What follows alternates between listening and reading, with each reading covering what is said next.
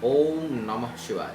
मैं हूं ज्योतिर्विद पंडित दीपक दुबे और उपस्थित हूं जून महीने का राशिफल लेकर। जैसा मैं अपने पहले के वीडियो में कहता आ रहा हूं कि मैं जून के माह में आ, वैवाहिक जीवन की समस्या पर विशेष रूप से चर्चा करूंगा राशिफल के दौरान। राशिफल तो रहेगी ही सभी राशियों के लिए, लेकिन वैवाहिक जीवन में समस्या क्यों होती है, क्या क्या उसके कारण हैं और क्या है उसका निदान और क्या है उसका उपचार, इस विषय पर मैं विशेष चर्चा करने वाला हूं अपने जून माह के राशिफल में। सबसे पहले देखते हैं कि क्या है पंचांग जून का, कौन सितारे बड़े मूव करने वाले हैं, क्या रहने वाली है उनकी स्थिति, और उन सभी की स्थितियों को देखते हुए कैसा रहने वाला है प्रभाव आपके ऊपर जून के महीने में सितारों का।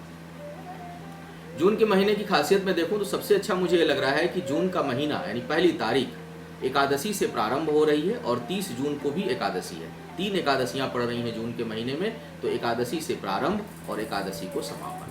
भगवान विष्णु की आराधना बहुत सर्वोत्तम रहेगा इस समय, लोक कल्याणकारी है, आपके जीवन परिवार सुख समृद्धि के लिए बहुत अच्छा रहेगा जो लोग एकादशी का व्रत करते हैं और भगवान विष्णु की आराधना करते हैं। तो यह जून माह की खासियत है। दूसरे सितारों की मैं बात करूं तो सूर्य संक्रांति, सूर्य जो है वह प्रवेश करेगा मिथुन राशि में 14 जून को। 17 जून को चूंकि मंगल वक्री चल रहा है बहुत लंबे समय से वृश्चिक राशि में, और यह वक्री रहते हुए 17 जून को यह वृश्चिक राशि से तुला राशि में प्रवेश कर जाएगा। तो यह तुला राशि में 17 जून को आ रहा है और वक्री रहेगा कुछ समय तक। बुध जो है वह 2 बार अपना राशि परिवर्तन करेगा जून माह के पूरे दौरान में। एक 8 जून को यह मेष से वृषभ राशि में जाएगा और पुनः 27 जून को वृषभ से अपनी राशि मेष राशि में मिथुन राशि में प्रवेश करेगा। शुक्र 13 जून को मिथुन राशि में प्रवेश करेगा। तो कुल मिलाकर अगर देखा जाए तो 27 जून तक आते आते सूर्य, शुक्र और बुध सभी मिथुन राशि में। क्या होगा इन सभी ग्रहों का प्रभाव आपके ऊपर? हाँ, एक चीज और मैं बता दूं, बहुत आवश्यक है। 4 जून को शनि जयंती है और अमावस्या भी है, तो अमावस्या का जो मान है वह शाम से प्रारंभ हो जाएगा। तो जून के महीने में 4 जून को शनि संबंधी उपचार करने के लिए, शनि की वैदिक शांति करने के लिए या पितृ दोष निवारण के लिए या श्राद्ध करने के लिए बहुत ही उत्तम दिन है। यदि आप इसके लिए प्रतीक्षारत थे तो यह उपचार इस समय आप कर सकते हैं। अब बात करूंगा राशिफलों की, क्या क्या कहते हैं सितारे आपके लिए जून महीने में। जून महीने में मेष लग्न में, जैसे मैं बताऊं नए दर्शकों के लिए कि मेरा जो राशिफल होता है वह लग्न पर आधारित होता है, यह सामान्य आधार पर होता है। किसी विशेष परिस्थिति में आपको अपनी कुंडली का विश्लेषण करा करके ही निष्कर्ष निकालना चाहिए, क्योंकि वास्तविक परिणाम आपके वर्तमान गोचर और जन्म के समय ग्रहों की स्थितियां तथा वर्तमान की दशा, अंतर्दशा, प्रत्यंतर दशा इत्यादि पर निर्भर करता है। तो राशिफल को सामान्य ही माना करें। मेष राशि के जातकों की यदि मैं बात करूं तो इस महीने में वाणी बहुत सौम्य रहेगी, बहुत सौम्यता पूर्वक लोगों से बात व्यवहार करेंगे आप। बौद्धिक क्षमता बहुत प्रखर रहेगी, निर्णय क्षमता बहुत अच्छी रहने वाली है और निर्णय के बल पर आय में वृद्धि होगी। कोई ऐसा डिसीजन आप लेंगे जिससे आपके आय के स्रोत में वृद्धि हो, धन आगमन अच्छा हो, तो यह अच्छा है आपके लिए। वैवाहिक जीवन में कुछ तनाव होता हुआ नजर आ रहा है मेष लग्न के जातकों के लिए, इसको संभालने की आवश्यकता पड़ सकती है। कुछ कठिनाइयां नजर आ रही हैं प्रेम संबंधों में भी, और माह के अंत में मैं देख रहा हूं कि स्वास्थ्य संबंधी समस्या आपको कुछ परेशान कर सकती है, तो स्वास्थ्य को लेकर के थोड़ी सतर्कता बरतनी है आपको। वृषभ लग्न के जातकों की यदि मैं बात करूं जून महीने में, तो संतान और शिक्षा से संबंधी समस्या इस माह में उत्पन्न हो सकती है। कुछ शिक्षा में बाधा, रुकावट या असफलता का योग बन रहा है। संतान के मामले में भी कुछ शारीरिक कष्ट या उसके साथ वैचारिक मतभेद या उसके कारण कुछ परेशानी का योग बनता हुआ नजर आ रहा है। अनावश्यक का खर्च इस माह बढ़ा चढ़ा रहेगा, जिसके कारण भी आप मानसिक रूप से परेशान हो सकते हैं। इस महीने जो सबसे खराब योग बन रहा है वह वैवाहिक जीवन और प्रेम संबंधों के लिए बन रहा है। जो अटूट रिश्ते हैं, जो बहुत नज़दीकी रिश्ते लोगों के हैं, उसमें कुछ दरार होती हुई नजर आ रही है। यदि कुंडली में भी, जन्म कुंडली में भी आपके सप्तम भाव की रिश्तों से संबंधित ग्रहों की स्थितियां अच्छी नहीं हैं, तो इस समय रिश्तों के टूटने का खतरा बहुत प्रबल बनेगा। भौतिक सुख सुविधाओं में मैं देख रहा हूं कि वृद्धि होगी आपके लिए, चाहे भले ही खर्च आप उसके ऊपर करें, जैसे भी मैनेज करें, लेकिन भौतिकता से संबंधित जो चीज़ें हैं, ऐशो आराम की चीज़ें हैं, उसकी वृद्धि इस महीने होने वाली है। माता के स्वास्थ्य का ध्यान रखिएगा, माँ को थोड़ा कष्ट होता हुआ नजर आ रहा है। अब बात करता हूं मिथुन लग्न के जातकों के लिए। और मिथुन लग्न के जातकों के लिए मैं देख रहा हूं कि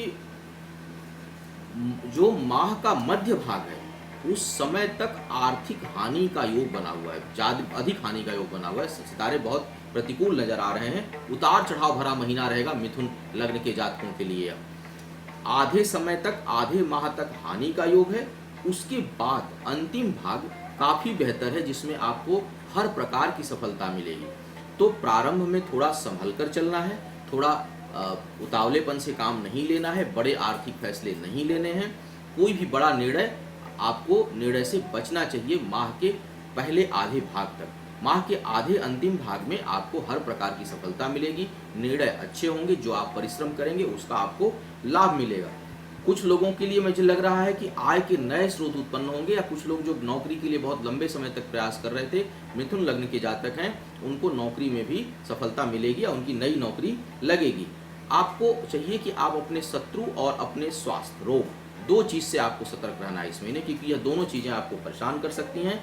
महीने के अंत में जहां आर्थिक मामलों में समय अच्छा है, वहीं संतान और शिक्षा के मामले में कुछ परेशानी नजर आ रही है आपके लिए। अब बात करता हूं कर्क लग्न के जातकों के लिए। कर्क लग्न के जातकों के लिए देख रहा हूं कि यह इनकम के मामले में बहुत अच्छा महीना है। करियर के मामले में यदि कोई रुकावट थी, कहीं कोई बाधा आ रही थी, वह इस समय दूर होने की संभावना बन रही है। कोई जो लोग विदेशों से संबंधित कोई कार्य कर रहे हैं, या विदेशों से आदान प्रदान है, या विदेश में जाकर नौकरी करना चाहते हैं, उनके लिए यह समय बहुत उपयोगी है। इस समय गर्भवती महिलाओं को विशेष सावधानी बरतनी चाहिए, विशेष जो है वह अपना ख्याल रखना चाहिए आपको। माह के अंतिम भाग में मैं देख रहा हूं कि पारिवारिक सुख में कुछ कमी है, लेकिन बाहरी संबंधों से बहुत लाभ होगा। घर के बाहर के लोग बहुत सहयोग देंगे और विपरीत परिस्थितियों में आपके साथ खड़े होंगे बाहर के लोग। परिवार के लोगों से थोड़ा आपका मन अशांत हो सकता है। आपको चाहिए कि आप अपने मन पर नियंत्रण रखें और आवश्यकता से अधिक उम्मीद ना पालें। अब जैसा मैंने पहले कहा था कि आज मैं चर्चा करूंगा कि वैवाहिक जीवन में समस्या क्यों, कैसे और कब प्रारंभ होती है। आजकल ग्लोबलाइजेशन का समय है, सब चीज़ ग्लोबल हो रही है।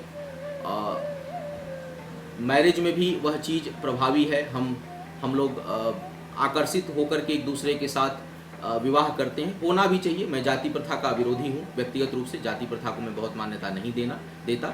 एक दूसरे के साथ अगर मन मस्तिष्क मिलता है तो विवाह करना चाहिए। लेकिन विवाह जो है वह अब पहले जैसा नहीं है। पहले लोग देते हैं कि क्या पहले के लोग कुंडलियाँ नहीं मिलाते थे तो विवाह कैसे चलता था। भाई पहले की स्थिति आज से 30-40 साल पहले या 50 साल पहले महिलाओं की स्थिति को आप जरा कल्पना करिए। उनको बोलने तक का अधिकार नहीं था, वह घूंघट में रहती थी। वह उनके तलाक जैसा कोई विधान हमारे हिंदू शास्त्र में है ही नहीं। हमारे धर्म में डिवोर्स या तलाक इस तरह का कोई शब्द नहीं है। 16 संस्कार में तलाक संस्कार है ही नहीं। विवाह विच्छेद संस्कार नहीं है, विवाह संस्कार केवल है। यानी इसका मतलब यह है कि एक बार जुड़ गए तो टूटने का कोई विधान ही नहीं बना हुआ है, क्योंकि यह प्रथा पहले थी ही नहीं। लेकिन अब जो वर्तमान परिवेश है, इसमें क्या है कि महिलाएं भी आगे बढ़ रही हैं और यह बहुत अच्छी बात है। तो जहां तक एक दूसरे के सहयोग के साथ चलना, एक दूसरे के साथ तालमेल बिठा के चलना, इसके लिए क्या है कि एक दूसरे के साथ ट्यूनिंग होनी बहुत जरूरी है।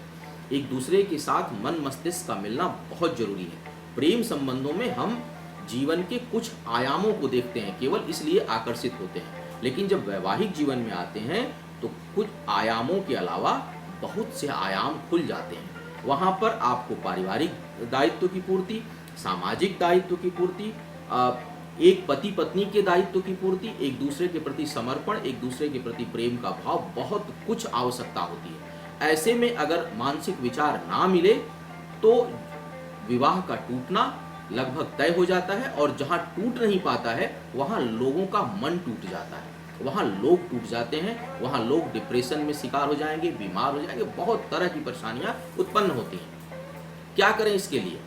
सबसे पहले तो देखिए, चाहे आपको प्रेम विवाह ही क्यों न करना हो, थोड़ा कुंडली को मिला लीजिए, क्योंकि ज्योतिष शास्त्र में किसी समस्या का समाधान उसके हो जाने से पहले ज़्यादा अच्छा होता है। और यह वैसे भी अच्छा होता है। हेलमेट चला के निकलेंगे तो सर नहीं फूटेगा, या चोट लगे भी तो कम से कम सर नहीं फूटेगा। अब सर फूटने के बाद अगर आप हेलमेट लगा रहे हैं तो उस दर्द को तो आपको सहना ही पड़ेगा। हाँ, दूसरी बार अगर एक्सीडेंट हुआ तब शायद आप बच सकते हैं। तो पहली चीज़ ये कि कुंडली का मिलान चाहे प्रेम विवाह भी क्यों ना हो आपको कर लेना चाहिए, उसमें कोई बुराई नहीं है। कुंडली मिलान एक सामान्य प्रक्रिया है जिससे आपको देख लेना चाहिए कि ग्रह गोचर मिल रहे हैं कि नहीं मिल रहे हैं और किन बातों का ध्यान रखना चाहिए, यह मैं चर्चा करूंगा अपने अगले भाग में। अभी देखते हैं क्या कह रहे हैं सितारे दूसरे राशियों के लिए। सिंह लग्न के जातक की यदि बात किया जाए तो आपके लिए कुछ यह अजीब सा महीना है जिसमें कि आपको आस्तिकता और नास्तिकता दोनों का ही मिला जुला भाव और प्रभाव आपके ऊपर रहने वाला है। पुरुषार्थ भी रहेगा और आलस्य भी रहेगा। काम करने की बहुत इच्छा भी प्रबल होगी और दूसरे ही क्षण आलस्य भी हावी होगा। तो बड़ा अजीब सा माहौल बना हुआ है। आर्थिक मामलों में मुझे लग रहा है कि महीने का जो अंतिम हिस्सा है उसमें बहुत सफलता आपको मिलेगी, बहुत ज़्यादा लाभ होने की संभावना बन रही है। लेकिन जो प्रथम भाग है महीने का उसमें बहुत संभल कर चलने की आवश्यकता है, उसमें हानि के योग बन रहे हैं। शिक्षा प्रतियोगिता के मामले में यह समय बहुत सहायक है और बहुत अनुकूल है आपके। जो लोग संतान के लिए इच्छुक हैं, जो संतान बच्चे की इच्छा पाले हुए हैं, उनके लिए यह समय अनुकूल हो रहा है और उनको प्रयास वो करना चाहिए यदि राहु की दशा नहीं चल रही हो तो। अब बात करता हूँ कन्या लग्न के जातकों के लिए। कन्या लग्न के जातकों के लिए मुझे लगता है कि माह का जो प्रारंभ है, शुरुआत के 15 दिन है, उसमें बहुत संभल कर आपको चलने की आवश्यकता है। उसके बाद समय साथ जो है भाग्य खूब साथ देगा आपका। हर काम में सफलता मिलेगी। परिश्रम आप जो भी करेंगे, जिस दिशा में करेंगे, उसमें सार्थक परिणाम आपको मिलेगा। शिक्षा प्रतियोगिता या इंटरव्यू जो लोग दे रहे हैं उसमें भी सफलता के अच्छे आसार हैं। नए काम को अंजाम देने के लिए, नए कार्यों को प्रारंभ करने के लिए माह का अंतिम भाग बहुत अच्छा है आपके लिए भी। बाहरी लोगों से आपको खूब सहयोग मिलने वाला है। केवल वैवाहिक जीवन और प्रेम संबंध के लिए यह महीना बहुत प्रतिकूलता लिए हुए है। थोड़ा आपको सावधानी बरतना होगा। जिनके कुंडली में ग्रह पहले से खराब हैं उनके रिश्ते टूट सकते हैं, सावधान रहें आप इस मामले में। अब बात करता हूं तुला लग्न के जातकों की। तुला लग्न के लिए कहूं तो यह महीना अगर कहूं कि प्रेम का महीना है तो अतिशयोक्ति नहीं होगी। जो लोग प्रेम संबंध में हैं, चाहे वो वैवाहिक जीवन हो चाहे प्रेम संबंध हो, एक दूसरे के साथ बहुत नज़दीकियाँ बढ़ेंगी, बहुत करीब भी जो है करीबता बढ़ेगी। एक दूसरे के प्रति समर्पण, एक दूसरे का सहयोग, एक दूसरे के प्रति प्रेम बहुत स्वाभाविक रूप से बढ़ेगा क्योंकि उस मामले में सितारे बहुत साथ दे रहे हैं। योजना जो यदि आप बनाते हैं, कोई नया योजना बना रहे हैं तो उसमें भी आपको लाभ मिलेगा। कर्ज जो लोग लेना चाह रहे हैं उनको कर्ज भी मिल सकता है और जो लोग कर्ज से मुक्ति चाहते हैं वो भी चुका सकते हैं, क्योंकि आर्थिक मामलों में मुझे लग रहा है कि अच्छा महीना है। कर्ज से मुक्ति का मार्ग खुलेगा। जो लोग साझेदारी के क्षेत्र में काम करना चाह रहे हैं या कोई साझेदारी में काम प्रारंभ करना चाह रहे हैं उनके लिए भी सफलता का योग बना हुआ है।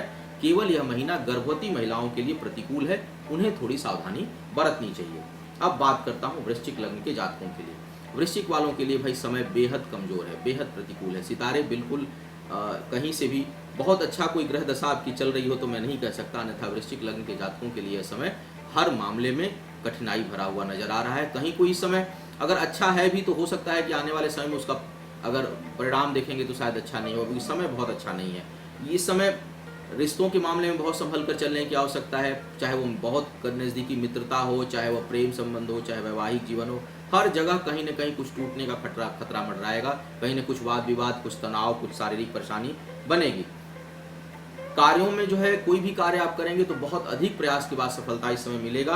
आर्थिक हानि का प्रबल योग है, आपको योजनाबद्ध तरीके से चलना होगा। बहुत प्लानिंग के साथ आप इस समय चलिए, फूंक फूंक कर कदम रखिए, क्योंकि हम लोग सितारे में सिर्फ सावधानी बता सकते हैं और यही हमारे हाथ में है। फिजूल खर्ची और आवेश से आपको बचना है इस महीने। चर्चा कर रहा था मैं वैवाहिक जीवन को लेकर के। जैसा मैंने पहले कहा कि भाई कुंडली का मिलान कर लें, क्योंकि कुंडली में अगर ग्रह नहीं है, विशेष करके गण और भकूट, नाड़ी दोष से तो संतान संबंधी और स्वास्थ्य संबंधी कुछ समस्या उत्पन्न होती है, लेकिन यदि भकूट और गण नहीं मिल रहे हैं तो मैच ही नहीं करेगा। इतना ज़्यादा वैचारिक मतभेद हो जाएगा कि एक कहेगा पूरब तो दूसरा कहेगा पश्चिम। तो पहली चीज़ तो उसको देख लें। दूसरा मंगल का प्रभाव बहुत अधिक पड़ता है। मंगल की कुछ परिहार अवश्य हैं, जैसे मंगल चंद्रमा के साथ बैठा हुआ है तो मांगलिक दोष में कमी आती है।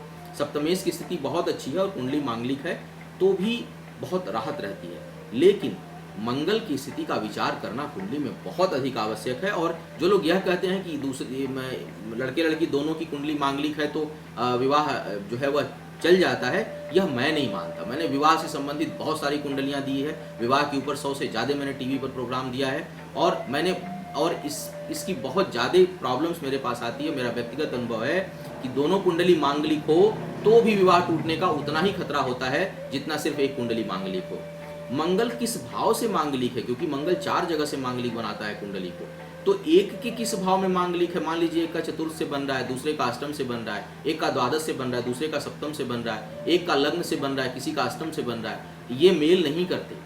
इसलिए मंगल के ऊपर बहुत गहन विचार करना आवश्यक है विवाह में जाने से पूर्व। और उसका मैं हमेशा कहता हूँ कि विवाह में हो चाहे बहुत करीबी प्रेम संबंध हो, क्योंकि कई लोग ऐसे होते हैं जिनके रिश्ते एक से कई बार टूट जाते हैं। जैसे ही सामान्य दोस्ती होती है आपका उसमें निभता रहता है, लेकिन जैसे उस दोस्ती में आप विवाह की कल्पना करने लगते हैं, एक दूसरे के साथ कमिटमेंट में आते हैं, बस वह रिश्ता टूट जाता है।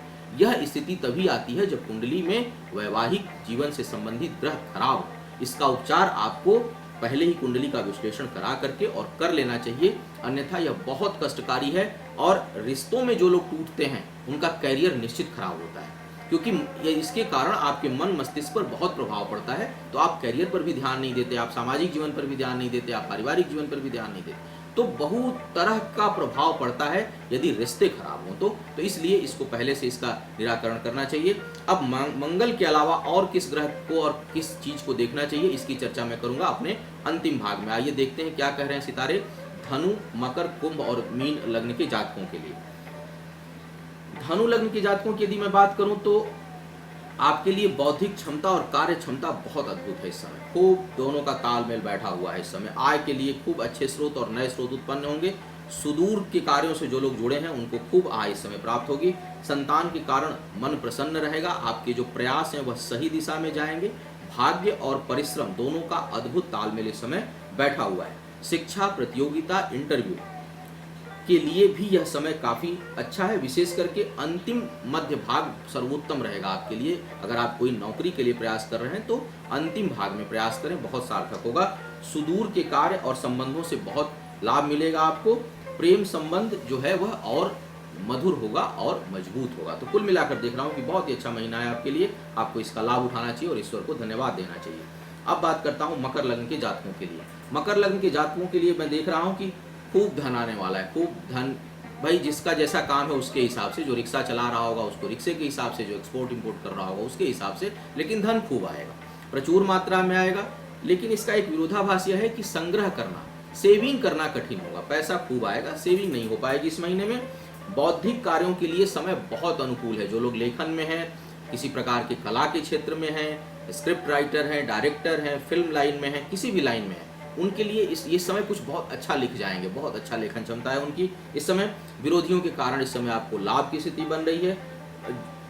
आर्थिक मामलों में भी अच्छा समय है। कर्ज चुकाना चाहते हैं तो चुकाने में समर्थ होंगे। रिश्तों के मामले में यह महीना सामान्य सा है, कोई बहुत उत्थान कोई बहुत पतन नजर नहीं आ रहा। स्वास्थ्य के मामले में आपको सतर्क रहना है इस महीने। कुंभ लग्न के जातकों की मैं बात करता हूँ। कुंभ लग्न के जातकों के लिए मुझे लग रहा है कि रिश्तों के मामले में यह महीना उतार चढ़ाव भरा है। कुछ लोगों के लिए नए रिश्ते पनप सकते हैं, नए रिश्ते उत्पन्न हो सकते हैं, लेकिन उन्हें निभाना मुश्किल होगा। रिश्तों में पड़ तो बहुत जल्दी जाएंगे, लेकिन जब उसको एक दूसरे के साथ चलने की बारी आएगी तो वहाँ निभाना मुश्किल होगा, कठिन होगा। कुछ पुराने रिश्ते टूट भी सकते हैं इस समय।